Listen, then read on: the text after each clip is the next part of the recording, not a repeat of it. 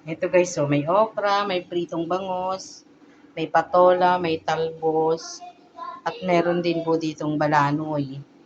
Ako po ay may sinalang na doon na inuna ko po ang inuna ko po ang ano to dito, yung kalabasa. Naigisa ko na po. Ayan po ang aming ulam ngayong hapunan. Yan po ang aming ulam ngayong hapunan. Guys, so yan.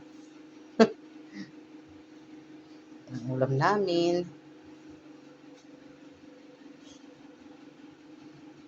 At yun po namang tatlo ay tatawagin ko na. Ito po kaya tatlo lang. Ito po yung labis namin kanina. Nagsigang po ako ng bangus. Para dumami, lagyan po natin ng gulay. Kasi po naman yung aking dalawang dalaga ay halos hindi po kumakain ng ganyan. Pero yung bunso, kahit katiting po ay nakurit siya dyan. Medyo gusto rin po niya. Yun namang isang matanda sa kanya ay kung ano lang po yung nandun sa rep, kahit itlog, yun. Yun po ang gusto niya. Tara guys, tingnan natin yung aking niluluto ulit. Maya-maya po ay ilalagay ko na yung gulay tsaka po yung isda. Okay guys, tawagin po naman natin yung tatlo. Yan sila guys. Baba na kayo dyan, kakain na! Sugar April! Yan po ang aking binata ay nasa Cavite kasama ng kanyang ate Joanne. Ilagay na natin guys yung mga gulay, yung mga halo ng ating isda. Yan. Andiyan na po yung kalabasa. Ginisa ko po sa bawang sibuyas. Lagay na po natin ang okra. Tapos po ang patola.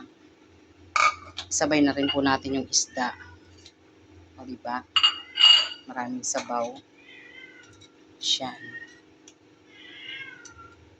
Medyo paiga-igahin po natin ng konti. Kaya na po natin ilagay ito. Tsaka yan, talbos at balano. Hi guys, mamaya na. Ito na guys yung niluto kong ulam kanina. Pinakita ko sa inyo. Pinost ko po kanina. Tapos yun na po yung finished product ng ulam ko. At kami nga po ay kakain na. Kami ni Esther. Yan.